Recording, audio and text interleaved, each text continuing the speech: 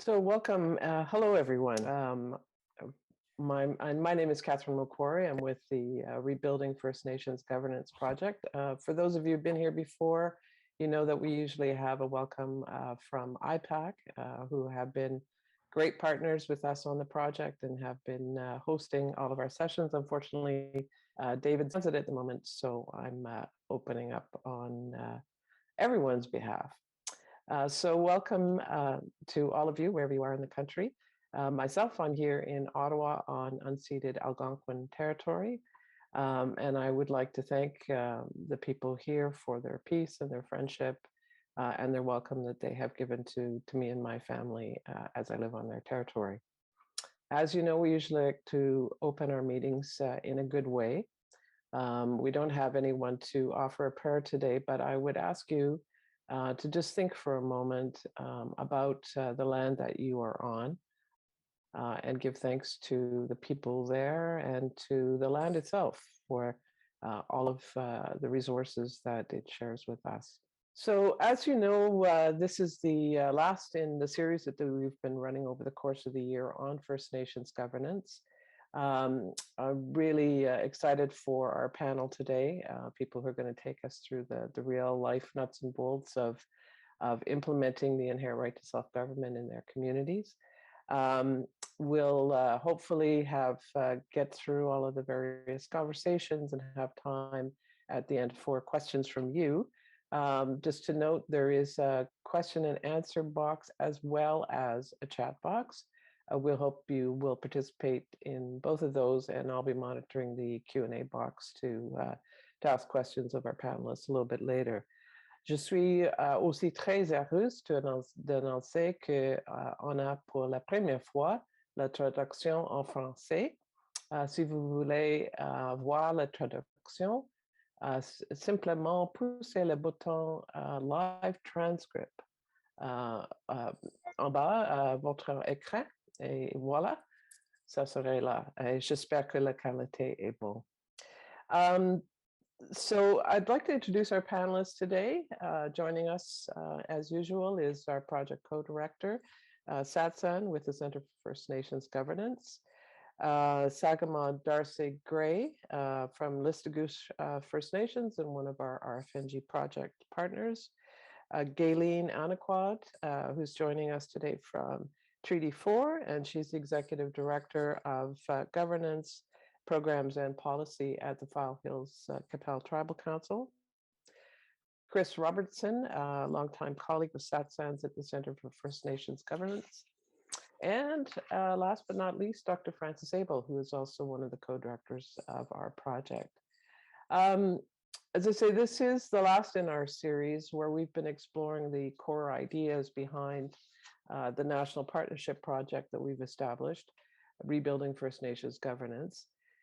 It's been targeted to First Nations leaders, administrators, and citizens who want to learn about their inherent rights, how the Indian Act obstructs their ability to develop effective governance, self-governance, and take their rightful place as citizens within their own nations and within Canada, but also about the power that First Nation citizens have to transform the way their nations are governed by acting on their inherent right to self-government. If you missed any of our earlier sessions, the recordings are all available on our website. So today, what we're going to do is focus on the now what. So once a community has gone through the steps of learning, dialogue, and making a decision for change, what are the next steps? And so with the help of our panelists today, we wanted to take a pretty frank and realistic look at the work involved in becoming self-governing, the principles, the planning, the challenges, and the successes, because there have been many, and also talk a bit about how we hope our project can help with all of that. So we'll start with Satsan, as we do, with a little bit of context. So Satsan, I thought maybe you could start us off by talking about what you think are the key success factors when a First Nations arrives at a consensus for change and then starts the process of transformation from Indian Act administration to self-government. Over to you. Yep, thanks very much, Catherine, and thank you to the other panelists for your generosity to come and join us today to discuss a very, very important topic, timely topic, as far as First Nations people are concerned, and to all the people who have joined us for this time. I'm very appreciative of that. As we learned in the previous webinars, there's no question that as First Nations people, we've been on our territories exercising governmental authority over our people and our homelands for thousands of years. And we also learned about the history of our inherent right to self-government in Canada, which is basically the origin and content of the Indian Act, which was designed to take away our inherent right to move us off of our homelands and to take away our power and our authority and our jurisdiction and oppress us under the Indian Act. And we also learned about our history of resistance and ultimately forced into the courts where we've gained the recognition of Aboriginal title and treaty rights, including our inherent right to self-government, constitutional recognition and protection under Section 35 of the Constitution Act 1982. And then we take the people through the vision and process. You know, what do they want to do as far as their inherent right to self-government is concerned for the future of our children and our people in our nation?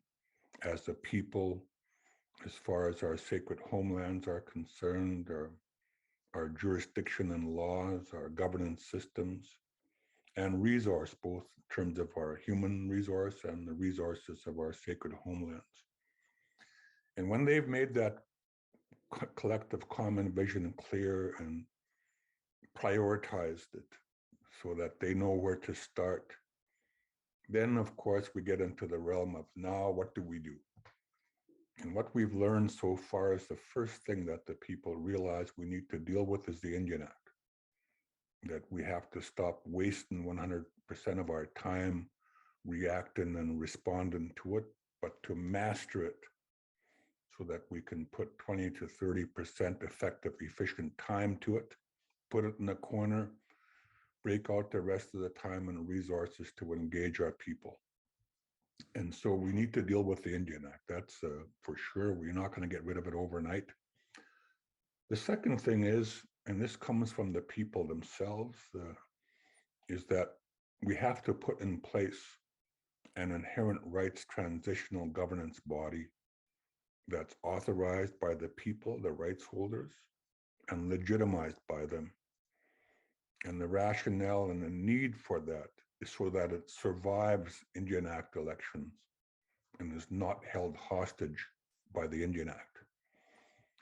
So that's a very, very important step, and it's a tough one because we have to engage the people to that degree, and the people have got to make a decision to change. And then, of course, through the people's prioritization of their vision, we identify the starting point, and then we get busy on an implementation strategy. And right off the hop, we're looking at the issue of lawmaking to put back in place our jurisdiction, breathe life into it. And secondly, we've got to address the issue of governance. And there, our experiences, our people go back into our traditional systems and start from there. And then the big issue that's going to take us some time to deal with, given that the babies being born today are the 8th generation under the Indian Act, is there needs to be a serious effort of rebuilding amongst ourselves as a people and a nation. In other words, we've got to reconcile amongst ourselves. And I'm going to leave it at this point, just a point made by one of our elders on some work that Chris and I are doing with the Wet'suwet'en Nation. One of the esteemed elders, her name is Kalisette Via-Gellenbeck, and she said, if we are to put ourselves in a position to have this new relationship with the Crown, we need to become whole as a people again. We need to regain our language. We need to regain our history. We need to regain our connection to our sacred homelands. And we need to bring back our spirituality, our ceremonies. And we need to become whole in our identity as people of our respective nations. So that's a big, big nutshell in terms of the challenge ahead. And I know that the other panelists are going to fill in the details. So yeah, my name is Darci Gray. Joining from Listuguj, been the chief here for about 5.5 years. And the question that you ask brings back a lot of memories. And I think it's been an interesting journey, to say the least. And I think there's 3 key points that you have to bring up. The first is in 1981, we had a significant event here in the community where we were raided by hundreds of SQ officers trying to deny our right to fish salmon. It was a violent time in our history. The community responded and galvanized and came together to defend our right. I think that it's not the first act of resistance in Listuguj, but it's a significant act of resistance for Listuguj in our recent history. I think the next significant part is coming in 93, 95, where we started bringing in our fisheries laws and specific to salmon. And not only did we talk about the management of the salmon, but we talked about the enforcement of our law.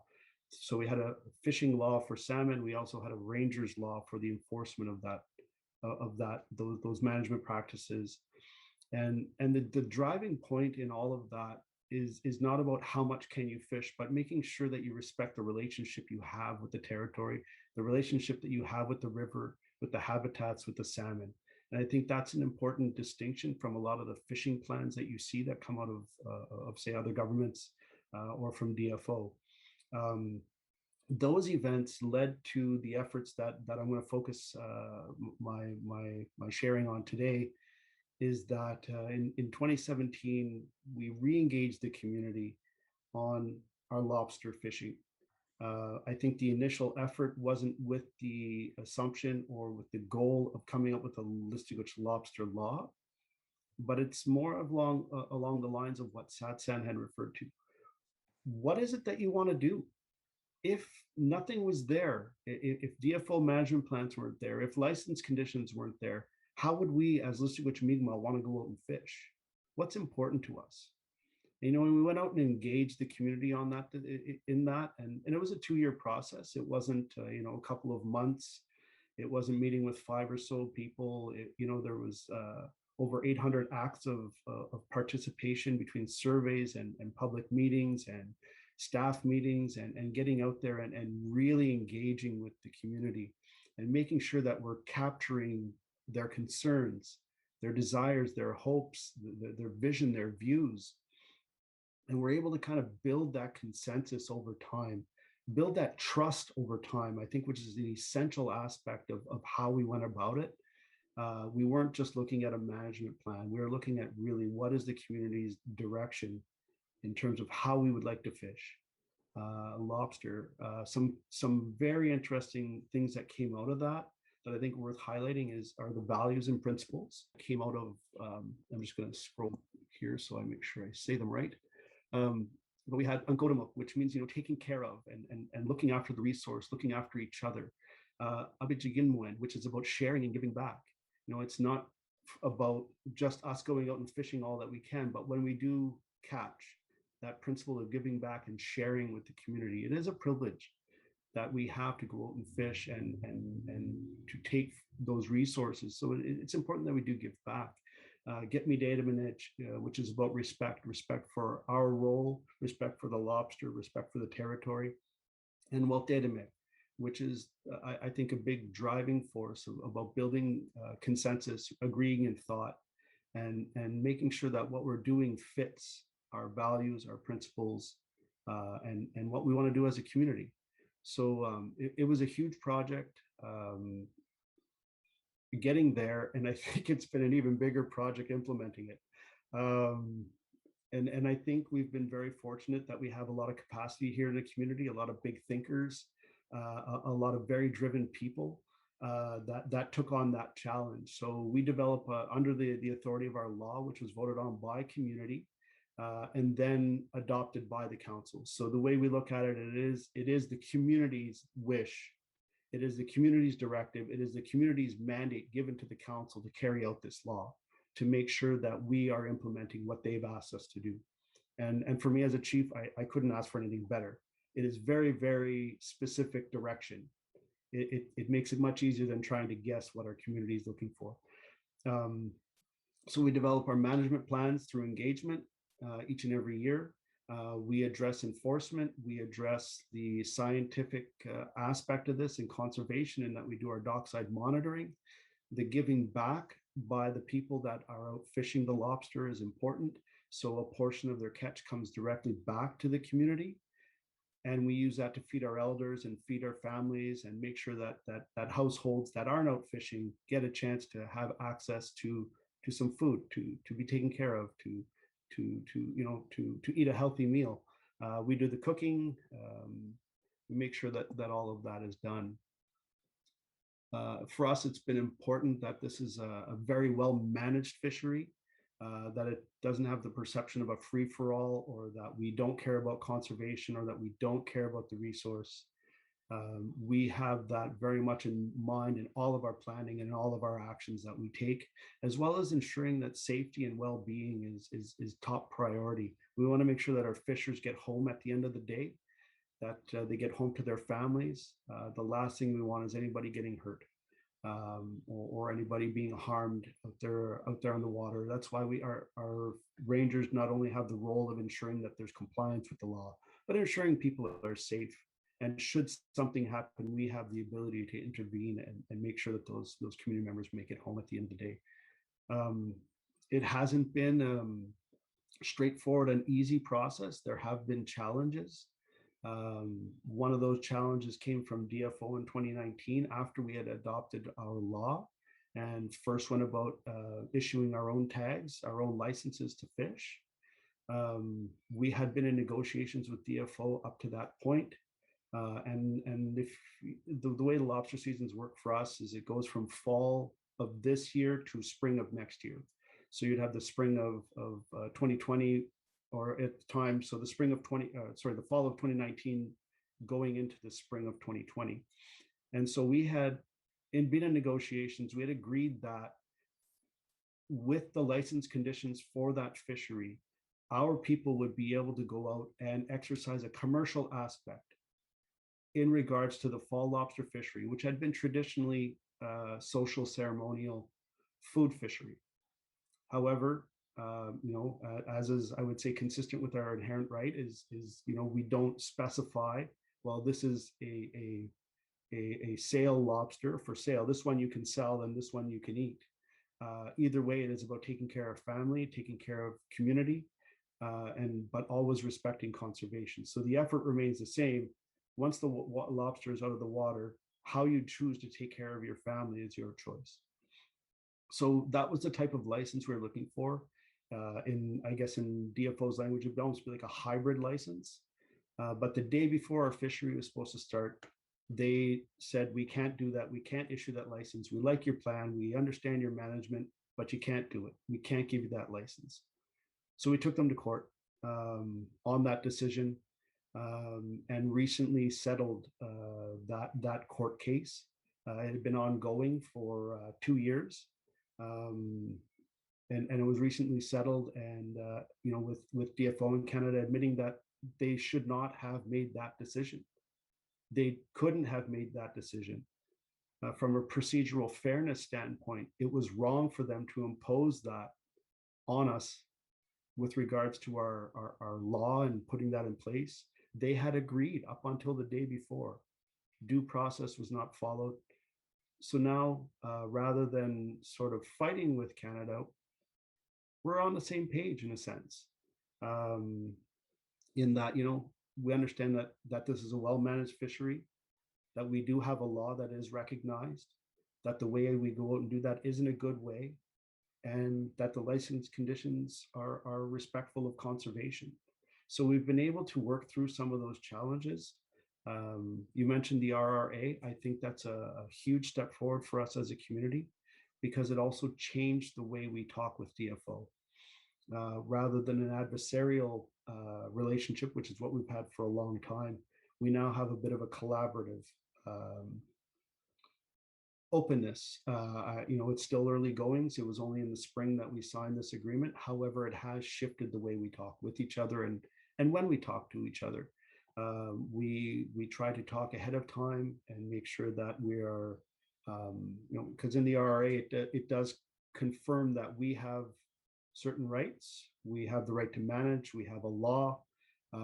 We can develop our conservation plans, issue those license conditions that follow our management plans, and they recognize that. So we're not talking about whether we have an established right to fish or an established right to manage. We're talking about how we go out and do this in a good way that we can both understand. So I think it's come a long way. Where we are now is looking at the enforcement side of things, and ensuring that should somebody step outside of the law, the management plan, the license conditions, how do we deal with that? Whether it be one of our own members or say somebody, a non-indigenous fisher that's in the same zone or whatever, how do we work on enforcing or encouraging compliance? How do we work on situations where people step outside?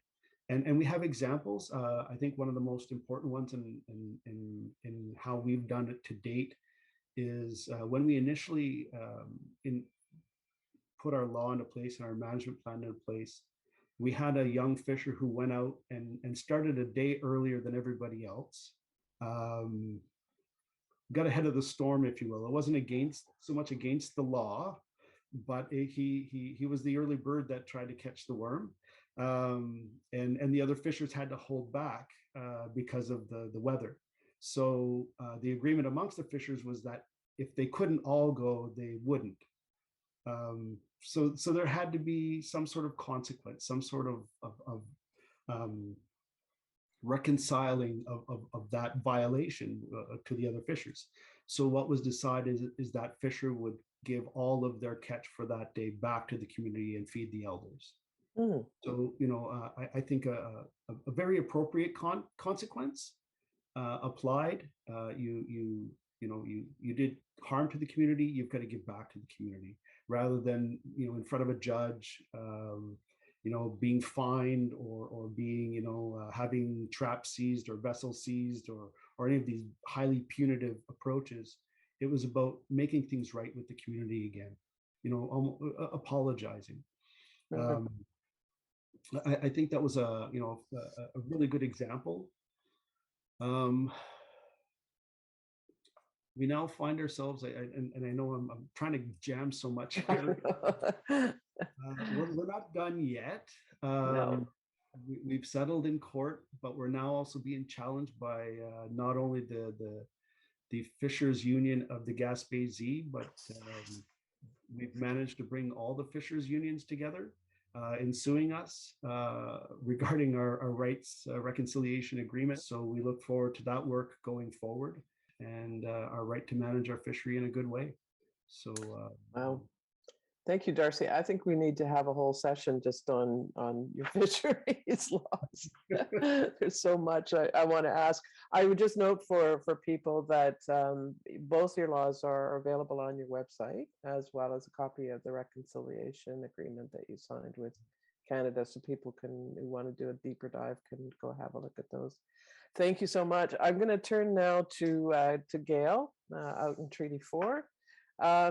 Gail, Fall Hills Qu'Appelle Tribal Council has been focused on governance for, I understand, close to 10 years now.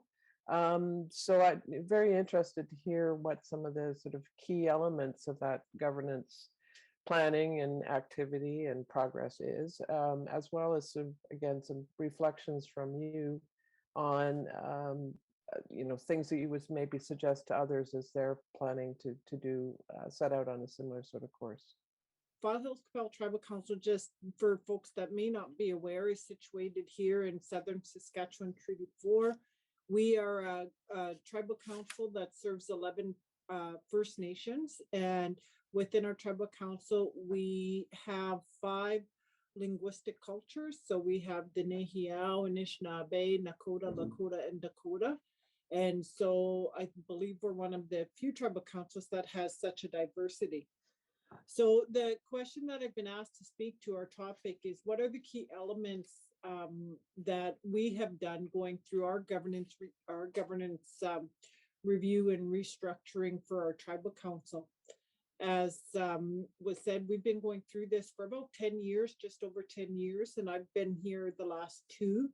One of the key elements that that have come under this are governance, understanding the role as chief and council for our First Nations. You know, we have to always establish partnerships to develop the governance capacity, maintain governance capacity, and support the governance capacity within our First Nations, our leadership. So one area is understanding the roles of leadership as chiefs and council, and being able to offer that within our lives. Our leaderships change continually as they evolve through election cycles, and we've got a new number of new folks that come in and don't really understand kind of what it's like to govern a nation, govern a First Nation and its citizens from cradle to grave. Another element is self-determination and nation building.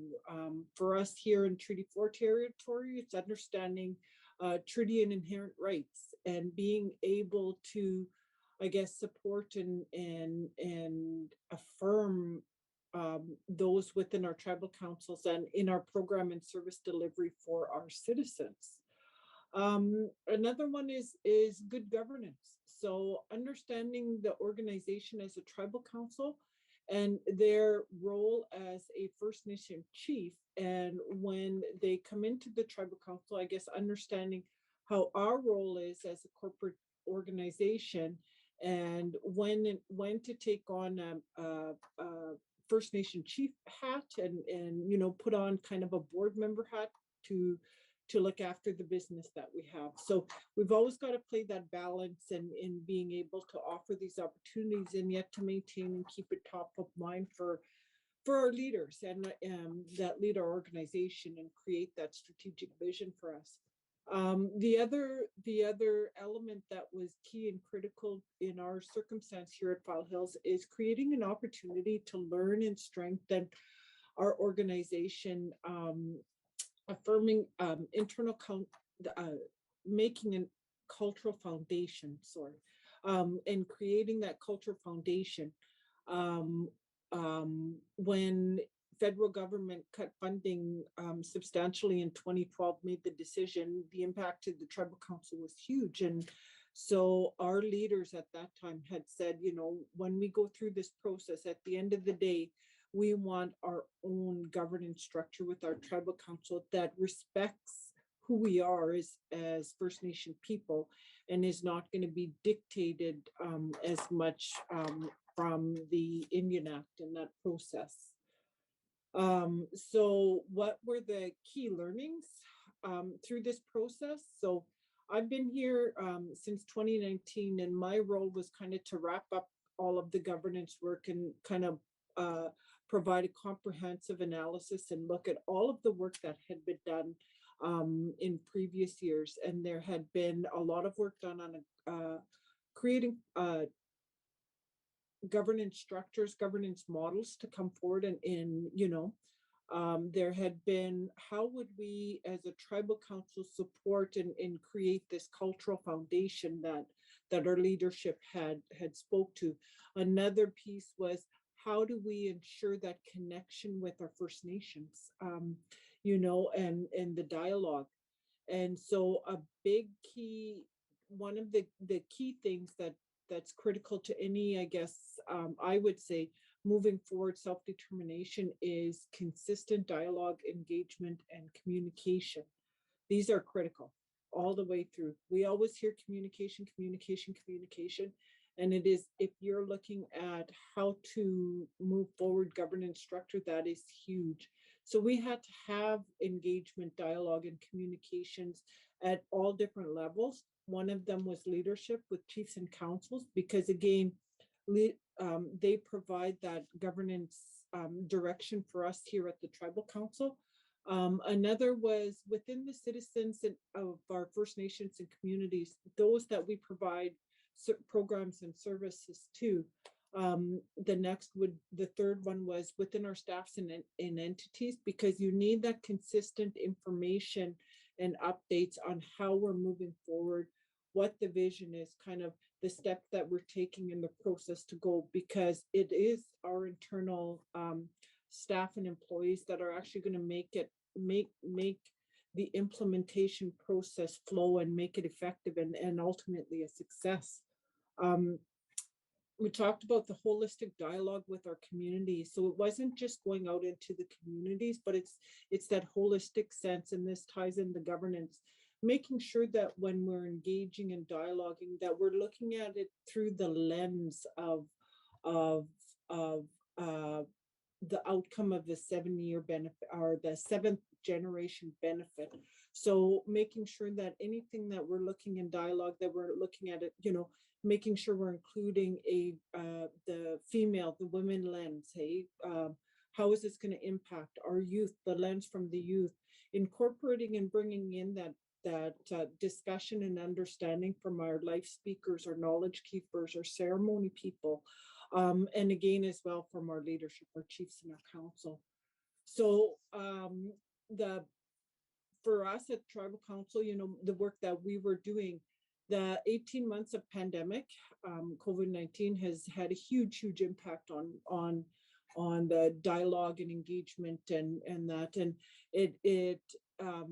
we've seen, it was interesting because when you don't get the opportunity to provide that consistent dialogue and that, the busyness of the day that impacts that our citizens, that our leadership go through, the language and the terms kind of get forgotten, that it confuses them, as well as, the impact of external government, federal, provincially. We've heard a lot, and we all know the Indian Act has had a huge effect on our people and how we govern. And so when you're moving forward with a different governance structure, the work is good, the models are good, but at the same time, we have to look at how we incorporate and transform or transition into this new model, when there's always these external forces coming at us, changing federal policies, changing legislation, legal decisions and all of that. Those still come at us while we're going through this change. The other thing is that'll be key for, I guess, lesson learned for anyone is when you're looking at this, any structural change, governance, good governance, or how inherent rights, understand the level of change that you're looking at and know. Like for us, we had to know our parameters. We are a tribal council. We are not the treaty signatories. And so we had to ensure that our governance structure and know what type of governance structure we were going to develop that respected and affirmed our leaders and our treaty signatories with how we would do business and kind of move and how we would move forward. The second was we had to, when we're talking about the type of structure is depending the work that you're doing inside your organization and the governance structure, you have to understand and I guess really plan for your decision making and phasing in your decisions and at the ultimate end of the day to move it forward. You can engage, like I said, the pandemic for us had a really offered some challenges, hey?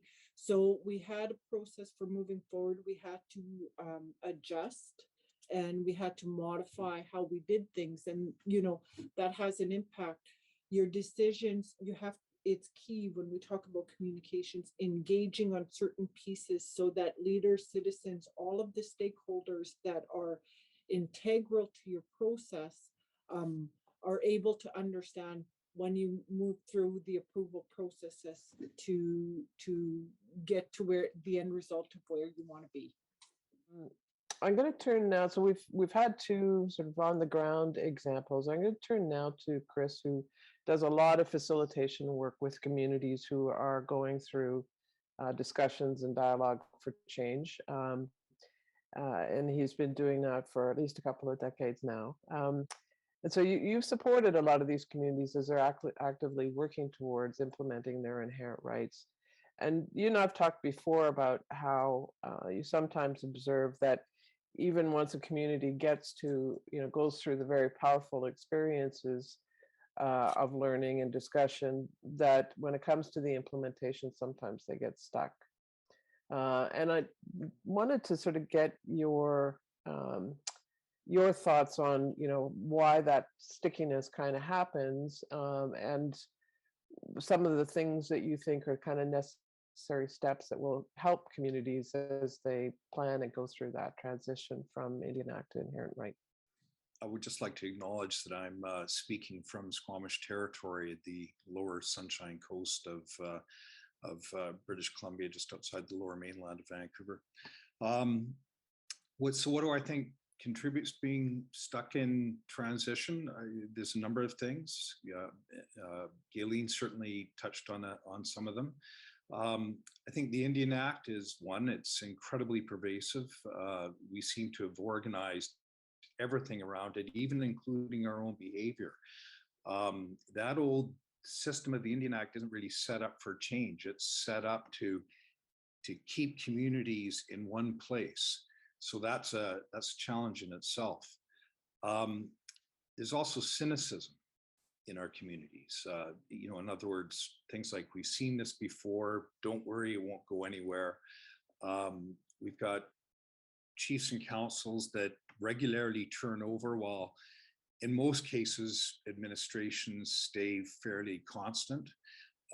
So you get the skepticism that emerges of the new flavor of the term of chief and council, and it'll eventually just go away while the system just keeps on maintaining itself. Effort. It takes a lot of hard work to get into transitioning into inherent right governance. It can be incredibly daunting. So it's important that we remind ourselves that the rewards of changing is immense, and we're just not used to that. When we do make those little shifts, I think it's really important that we celebrate them each time we do so. And sometimes we forget to do that in terms of our organizations. I think it's very easy to fall back into the habit of administering programs rather than governing services. And we need to distinguish between the two, and one certainly has a much higher calling than the other does. There's old behaviors. Chiefs and councils have them, administrations have them, even the people in the community have them. It's the whole culture of the Indian Act again. We sometimes find in our work that there's a lack of involvement, key people in the information sharing process that we facilitate at the community level. I don't know how many engagements that we've been in where key administrators, CEOs, executive directors, even council members, they don't show up. And the seriousness of what a community chooses to move forward on can't be underscored. Everybody has to move along and participate in this. It's really important that everyone understand the magnitude of what needs to be undertaken, particularly when you've got that momentum moving in the community. I think there's also matters around the capacity of leadership, not just of elected leadership, but administrators who can actually come up with a transition plan and who know about changing organizational behavior. Anyone can really be a good Indian Act administrator, but few have it in them to sort of go that extra mile to handle a mandate from the people to become self-governing. That's a big step, and we need people like that in that. So that's some of the things that I think contributes to communities getting stuck. In terms of some of the ways of making process, find people who really get this stuff, that eat it, that breathe it, that live it, that believe it in their souls, and that they look at systems of governance from an inherent rights perspective. I think Darci touched on some of that as well. People like that tend to be creative. You know, they look at the whole notion of how might our system be organized, not necessarily in a modern context, but let's take a look at examples and best practices that come from our history, for example. They're proactive.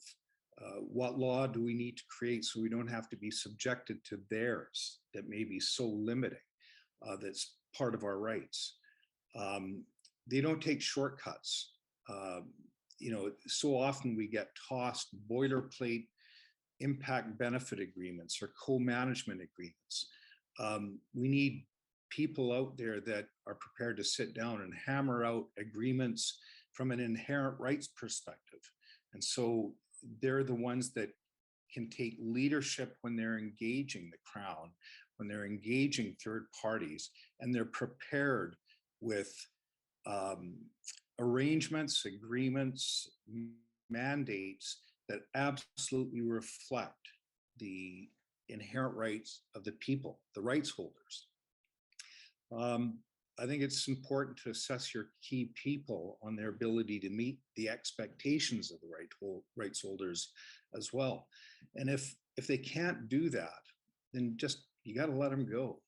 We really need people in there that you know the sanctity and the authority and the jurisdiction, they respect that, of the people, the community people who hold those collective rights.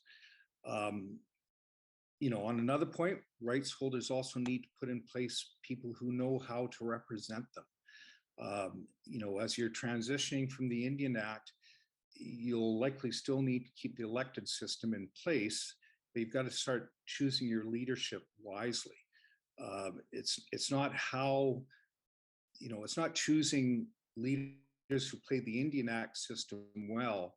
It's choosing leaders and appointing people on how they govern the interests of their people. You know, it's almost creating a whole new movement from Indian Act politics to inherent rights politics. I think you've got to dedicate people with, you know, the experience that can help change people's behavior, not only on a daily basis, but on a weekly basis and monthly. They know how to keep the citizens engaged. Again, communications. Invest in that religiously. Collective rights and title, you know, the collectiveness of rights and title takes a much higher degree of effort to engage the people on than what currently exists. And that's a monumental effort, and not a lot of our communities have that ability yet. As we go through the process in our communities, we're also underscoring that and training the community as to why it's important. And for God's sake, celebrate, feast, drum, dance, every single one of the rewards that you reap. They're out there.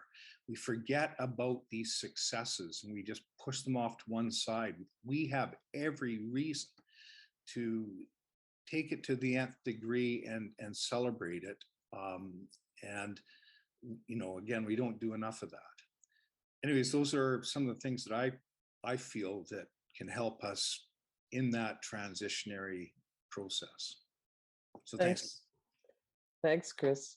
Would you add persistence to that? I'm just thinking of Darci's story about, you know, how long they have worked to come to where they are in terms of their fisheries jurisdiction. And that strikes me that some of that was persistence. Yeah, no question, persistent. That it's easy to get beaten down, and plus we're used to it. Yeah. You just have to keep slamming yourself against the wall. Eventually, it'll come down. Right. So Darcy's absolutely correct. That's a great image. Thanks. I'm going to turn now to Francis Abel, who, as I mentioned earlier, is professor at Carleton and one of our co-directors, along with Satsan.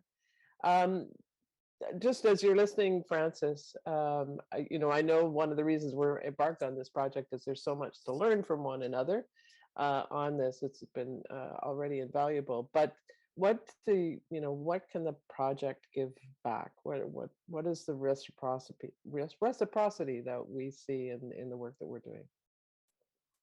Thank you for asking me that. Well, obviously, the core of our work is what has just been described, the core and the inspiration. We heard from Darci and Galen and Chris and Satsan.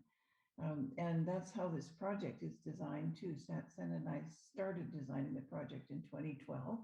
It's his vision, really, for what we're doing. And the basic principle is that the research that is undertaken is a result, grows out of the processes in the communities.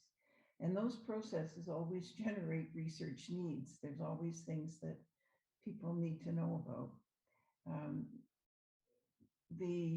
Because of COVID, our community work didn't start the way we expected it to, but it hasn't stopped. It's slowed down and changed a bit. And as that work has gone along, and as we've worked with our large group of people across the country who are involved in this, we have been able to develop an agenda of research, discrete pieces of research that we think will be helpful to most or many First Nations as their citizens embark on the journey that has been described. And I don't have time to describe that research agenda very fully, but I want to give you two examples. And I would say one of the really important things is that we're committed to is that the work will be of extremely high quality. And associated with the project, we have the best academics and practitioners in the country, I believe. You can look everybody up on our website, and you'll see who's there. It's really quite an impressive team, and many of the people who are signed up there will be doing some of this research. So I just want to talk about two areas. One is that it's obvious that given our goals, there is a need for various kinds of research on the Indian Act, on the ways in which the Indian Act shapes community life, and on the ways in which its funding priorities, especially its funding practices, and those of other federal programs shape First Nation life. Our research program has a large fiscal relations component that deals not just with what is, which is helpful, but also what could be within the framework of the Federation. And that's really where our emphasis is, because the First Nation governments that emerge will need to have the same fiscal capacity, the same amount of money as any other government in Canada for serving their citizens. They don't now. And we have to think of ways in which that could be made possible. The public funding that goes to other governments should go to First Nations on an equitable basis. So that's one of the areas we're working on. As you could gather from listening to Chief Gray, obviously another important area of research is lawmaking. And every First Nation will choose its own path and will have its own priorities. But lawmaking is going to probably be important for everybody. And so there's work to be done documenting the range of ways that First Nations are tackling this, and finding ways to support them as they innovate, as they find new ways to do things. So the principles are that the research program that's part of this project follows the priorities of what's happening with First Nation citizens and their processes, what they choose to work on. And we ensure that the research is accessible. We're using video, briefing notes, presentations, longer pieces, these webinars. But probably most important of all is that we've learned, we see that the most important research and learning happens peer to peer. And our goal is to bring together First Nations who are working on this along this line, so that they can learn from each other's experiences. That's what we hope these webinars would begin to do. But there are many other opportunities will be made for that. It's inspiring to see how other First Nations have done it, and it also helps people to think creatively about what they would like to do. Maybe not copy, but be inspired by. So peer-to-peer learning is just as important as learning from, I think more important, than learning from what somebody figured out and wrote down. That's important because it gives us continuity, it makes it available to more people. But in terms of the actual processes working well, that learning from other First Nations or First Nations being able to learn from each other is extraordinarily powerful. And we found in developing this project, the power of these meetings where people come together to talk about what they're doing is really extraordinary. It's given us the energy to go through this COVID period. We just remember those meetings.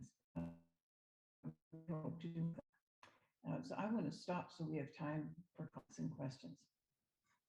Thanks very much for that, Frances. Just to sort of reemphasize the peer-to-peer learning aspect of it. I know one of the things that I've been so struck by is that, as people have heard from each of the examples, it's a pretty heavy boulder to push uphill to make the changes here. And then I think discovering that you're not alone, that you're facing many of the same challenges for many of the same reasons, i.e., sort of Indian Act systemic issues, has been really energizing, I think, for the community participants that we've. It's given all of us energy to carry on.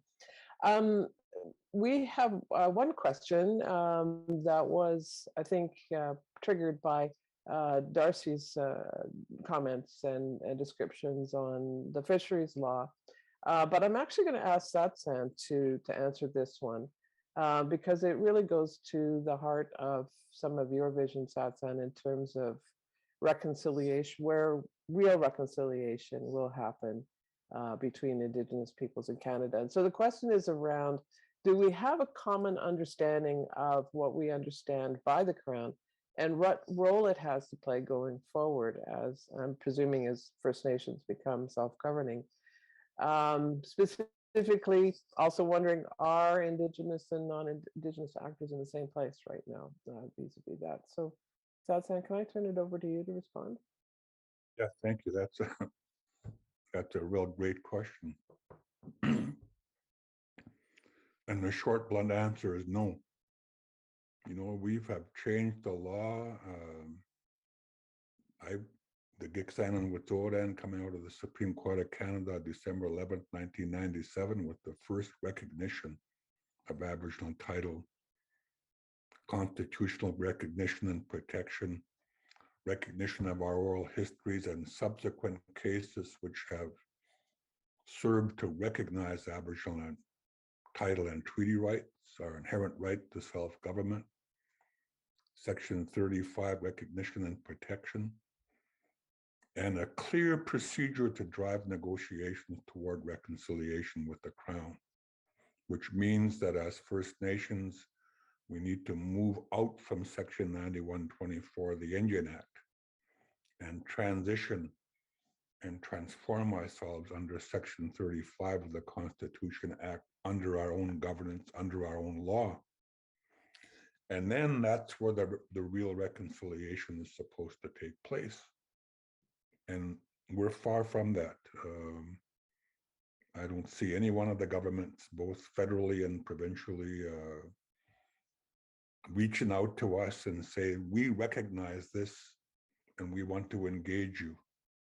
So the challenge is on First Nations to get organized to that place. Because unless and until we transition out from the Indian Act, Section 9124, to our inherent right to self-government under Section 35, then there is no jurisdiction to reconcile. In other words, we got to place ourselves there. That's our challenge, our responsibility. And when we do, as Chief Gray told us, when you put your law in place, that's the way they got to deal with you. And that was very, very inspiring to hear, Chief Gray. I really appreciate that, because that's where we all need to go. I suspect, through our work, we need to build an action network across the country, nation rebuilding. And when we can build enough critical mass away from advocacy, but to inherent rights implementation, I foresee a time in the future, hopefully the near future, where government is going to realize that it's in their best interest to recognize and to deal with us. So right now, that's not there, but I anticipate in the future it will be, because it's inevitable.